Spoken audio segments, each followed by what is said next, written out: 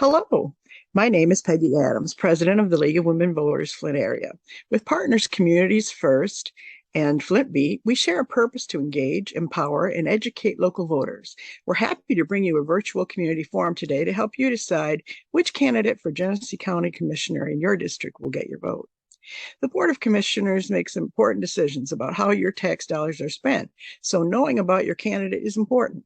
All candidates for these offices were contacted. Some candidates chose not to participate for a variety of reasons.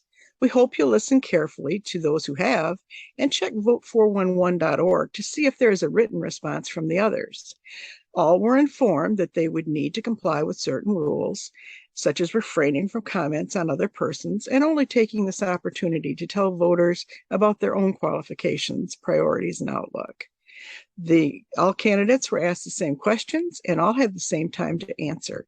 Thank you, and we look forward to an informative discussion. Good afternoon, Mr. Wayhill. Good afternoon. We'd like to begin with the first question. What background and experiences have prepared you for this office? All right, so I'm, as you know, running for Genesee County Commissioner. I've had a wide variety of experiences in my time in Genesee County. I'm not originally from here, but consider this community my adopted hometown. Came in the late 1990s to teach political science at Mott Community College. I have a bachelor's and a master's degree in American government and politics, one from the University of Michigan, Dearborn, and the other from American University in Washington, D.C. I've been a nonprofit executive here in this community for 11 years, was the CEO of a place called Resource Genesee, which served the entire community and worked with dozens and dozens of volunteers and nonprofits and all sorts of institutions locally. I've been a full-time administrator at Mott College for over 10 years now. I was an executive dean, and now I'm the associate vice president for institutional advancement, where one of the things I do is raise resources to support the college and our students. One thing that I did recently was we bought Woodside Church and we turned that into the Lenore Crowdy Family Life Center. A lot of that was due to the fundraising that I've done with my staff here in institutional advancement and the grant writing. So all of that is to say I've got a really diverse background. Was also on the Flint City Council for one term in the 7th Ward from 2009 to 13. So elected office in my background, and nonprofit work, philanthropy, started the Pride Fund at the Community Foundation of Greater Flint, which is a fund that helps LGBTQ residents of our community.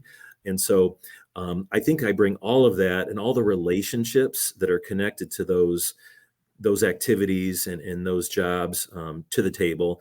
And we'll leverage all of that on behalf of the residents of my district and also the full county. Thank you. The second question is, what are your priorities for the 2023-2024 term?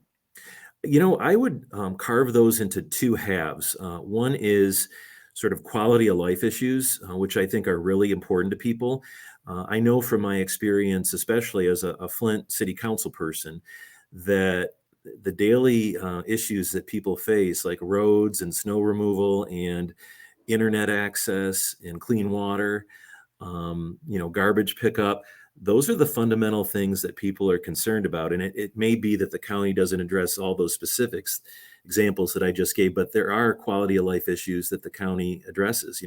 The prosecutor's office, public safety under the sheriff, public health is certainly front and center the past several years with COVID-19. So there are fundamentally important issues, senior issues, the senior centers and the senior millage, veterans issues. But then the other half of it is more philosophical for me. As I mentioned, I've got 2 degrees in political science. I am deeply concerned about the state of American democracy, the health of our democracy. And, we've reached a point where we can't agree, it's seemingly on basic facts.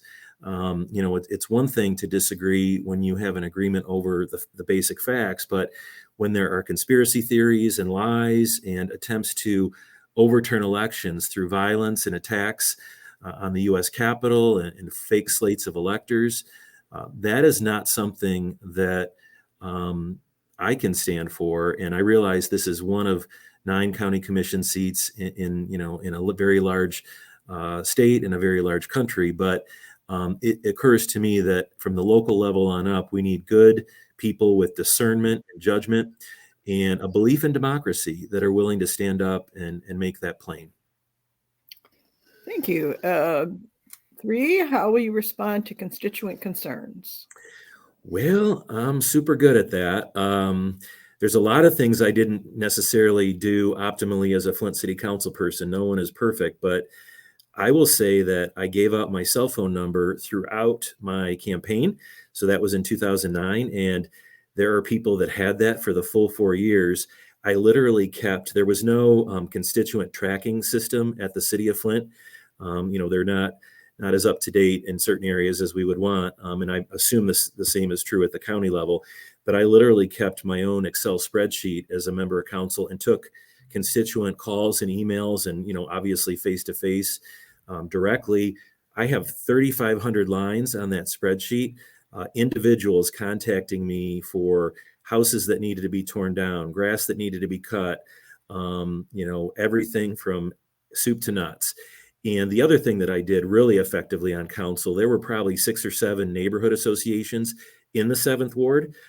I went to their monthly neighborhood association meetings and essentially did a press conference, in front of everyone once a month for 4 years, where I would share what's going on at the city, and then they could ask me anything they wanted to ask, and I would respond as best I can. So it was high-level information, important information you need to know as a citizen and a resident of the city, but in this case, the county, and then answering questions about specifics. So I would take that same vision for serving residents of my district to the county commission. Okay, go according to the U.S. Census, Genesee County's population declined 4.6% from 2010 to 2020. What policies would you pursue to help grow our county in the future? Well, I think, one of the things that I do in my professional life, in the institution that I'm in at Mott Community College, is we do a ton of workforce development. And we also have, what you would think of as traditional education that leads to an associate's degree or a transfer, but that's still an example of workforce development. So I'm really interested in how the county at that level, and given my background working in higher ed, the nonprofit sector, and in public service, how can I help leverage relationships across sectors and across institutions and with people who may not have yet been able to collaborate because they don't necessarily know who's doing what? How can we leverage that and coordinate it at the county level to improve delivery of workforce development, training, and education, and also work with employers on what their needs are, and employers who may not even be here yet, whether it's brownfield redevelopment or tax incentives, those kinds of things. So I would say that workforce and economic development are front and center in terms of, in addition to all the constituent service. I think if you improve people's quality of life, sometimes one person or one family or one house at a time or one residence at a time, that leads people to wanting to stay. And I'm really into high quality service delivery, transparency of what we're doing in government at the county level, and really being an active participant and trying to bring together a lot of disparate pieces that can be more harmonious in terms of attracting people and employers and everyone else to the community. Okay. What do you see as the role of county government in partnering with cities, villages, and townships across the county? Well, that's a great question. I think that there are probably opportunities to leverage county and city or municipalities, villages, and the townships, where if we're providing a similar service, are there ways that we can do that jointly? So, the county, with the population decline and revenue declines and the obligations that we have in terms of pensions and health care for retirees, which are important to be mindful of, there are some projections that show we're going to be out of resources in 10 years and maybe in the red if we continue with the same structure and the same cost structure that we have and with declining property taxes and revenue. So that's a long way of saying that I think that we can have conversations, which are not always easy, about, joint services, joint service delivery, combination of delivering services where maybe the county can help with some of these things where local governments don't need to do it all on their own, and we can combine it. Okay. Now we're at the last question. Question 6. You've This has touched been on. quick, Peggy. I told you Next, it wouldn't be taking that long. Anyway, the questions are hopefully shine a light on how everyone I hope so. feels. I'm just kind of joking, but it has gone fast. Well, that's a good thing, right? You'll get to Yeah, have lunch. I will. All right. It's you've touched on it a little bit, but why do you want to be a county commissioner? Well, I tell people that I'm kind of stepping off the sidelines. I was in public office. I mentioned the city council. What I haven't mentioned is when I was 18 years old in my original hometown down in Livonia near Detroit, I ran for the school board right out of high school, and I won by 26 votes and defeated an incumbent. And he was a nice guy, and he later came back on the school board when we had a vacancy, and I got to know him a lot better, and we're still friends today. But um, I just believe passionately in public service.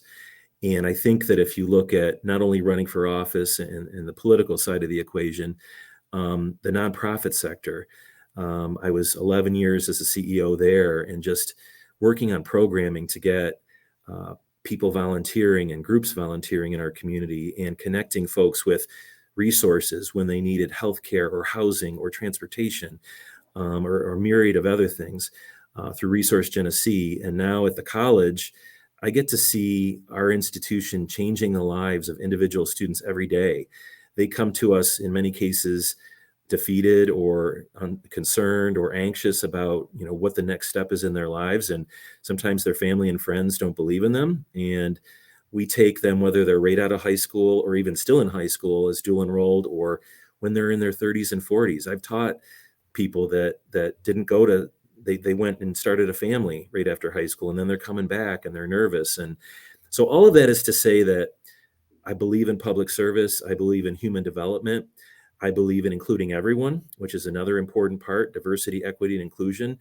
We have a diverse community with everyone can make a contribution, and historically that hasn't always been the case. We haven't allowed it in some instances, in many instances. So I'm for including everyone and moving us forward together. Okay. Well, thank you for being with us today. You're welcome. Whenever candidates are willing to engage and present to the public, it strengthens our democracy. So thank you. You're welcome. Thank you, Joel. Thank you, Peggy.